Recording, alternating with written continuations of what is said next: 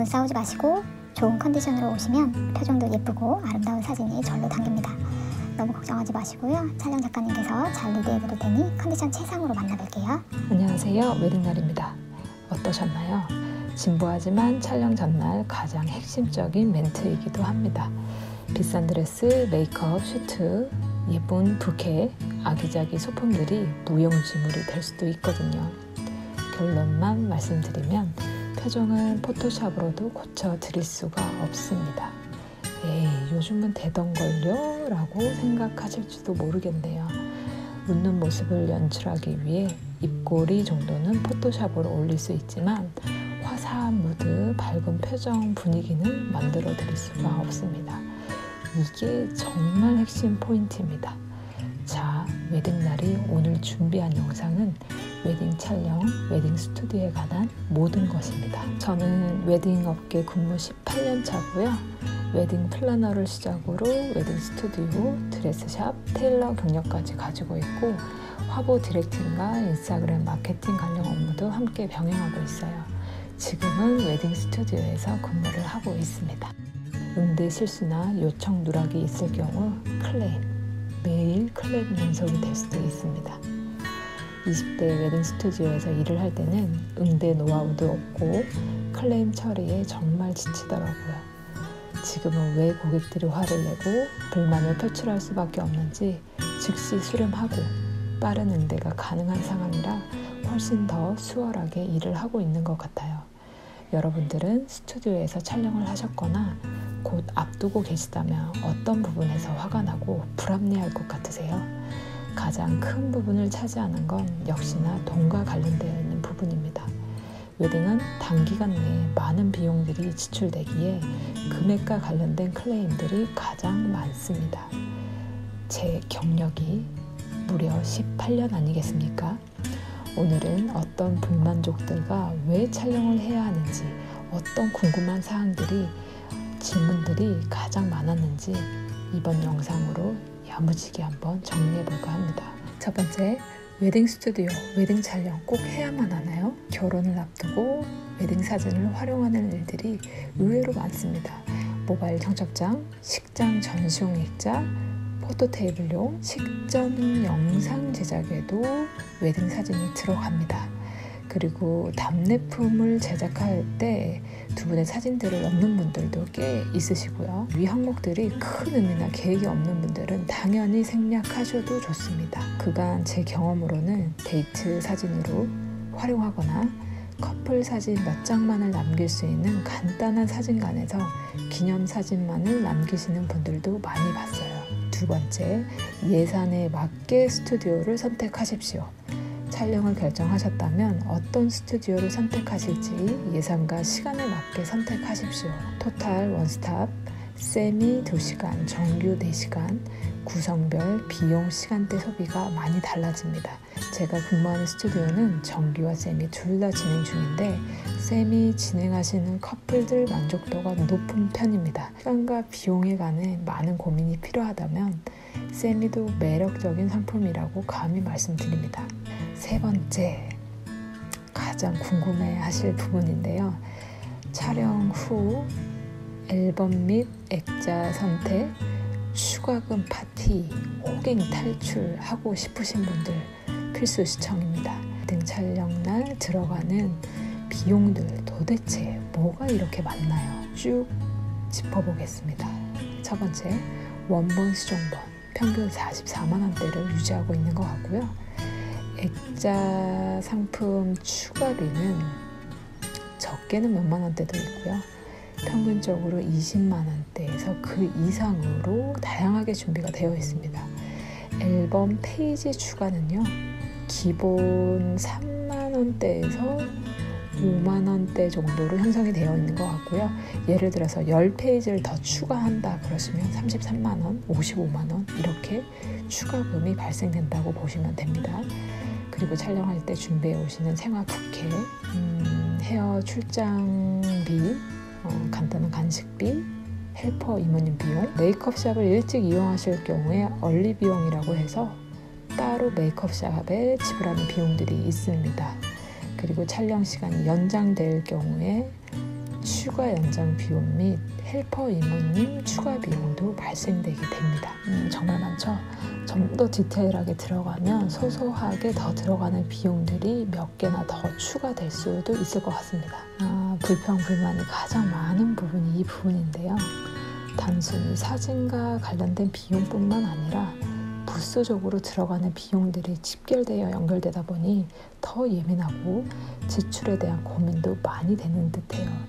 저도 매일 커플들을 만나지만 촬영 후 원본, 수정본 별도 개념을 당일날 들으시고 굉장히 당황스러워 하시는 고객님들도 더러 있으시고요. 왜 이렇게 분류되어 있는 건지 대부분 소위 말하는 스드메 패키지 안에 원본, 수정본 비용이 다 들어있었다라고 생각하시는 경우가 많으시거든요. 이미 스드메에 몇백만 원을 불태웠는데 또 추가금을 내라고 하니 화가 날 수밖에 없는 것 같아요. 그나저나 왜 원본 수정비가 별도인지 궁금하시죠? 웨딩 컨설팅을 통한 고객들은 예약을 대행해주고 스튜디오 측에 고객을 대신해 촬영비를 결제하게 됩니다. 그 결제 촬영비는 여러분들이 생각하시는 것보다 굉장히 저렴한 비용으로 연결되어 있어요. 스드메 패키지로 연결되다 보니 견적들이 유연해야 판매가 이루어지겠죠. 원본 수정비를 포함시켜 판매를 한다면 스드메 패키지 금액도 덩달아 커지고요. 당연히 고객 접근성도 판매력도 떨어질 겁니다.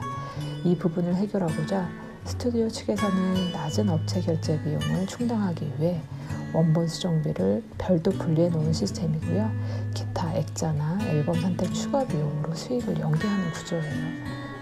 이미 알고 계시는 분들도 있겠지만 컨설팅은 스드메 패키지를 저렴하게 연결해서 많은 고객들을 유입시켜주고 있다 보니 이 구조를 완전히 뒤집기는 참 어려울 것 같습니다. 대신 이 구조를 취하지 않고 웨딩 컨설팅을 연결하지는 않는 웨딩 스튜디오들도 많이 생겨나는 추세인 듯해요. 꾸준히 이어지는 고객 유입이냐, 뚝심으로 상품으로 승부하고 웨딩 시장에 컨설팅 도움 없이 홀로 항해하느냐, 스튜디오 사장님들도 이 시장 구조를 벗어나기가 정말 쉽지 않은 듯해요. 그래서 소비자 입장에서 워킹으로 스튜디오를 직접 진행할 경우에 촬영비, 원본 수정비, 액자, 기타 서비스 등이 묶여서 한꺼번에 상품 제공이 되는 곳들이 많은데 컨설팅보다 초기 비용이 클 수는 있지만 여러모로 결국 추가 비용으로 추후 합산되는 금액보다 더 나은 선택이 될 수도 있습니다. 어떤 분들에겐 결혼 준비 예산에 무리가 없고 금액에 자유로우시다면 위 추가금 발생들이 아무런 문제가 되지 않을 수 있습니다. 다만 웨딩이라는 타이틀에 너무 많은 비용들이 간행처럼 추가로 연결된다는 게 문제인 듯해요. 결혼 준비는 예산 지출에 대한 이해와 선택이 명확하게 잡혀 있어야 추가 지출 비용에 대한 불만과 후회가 없을 수 있습니다.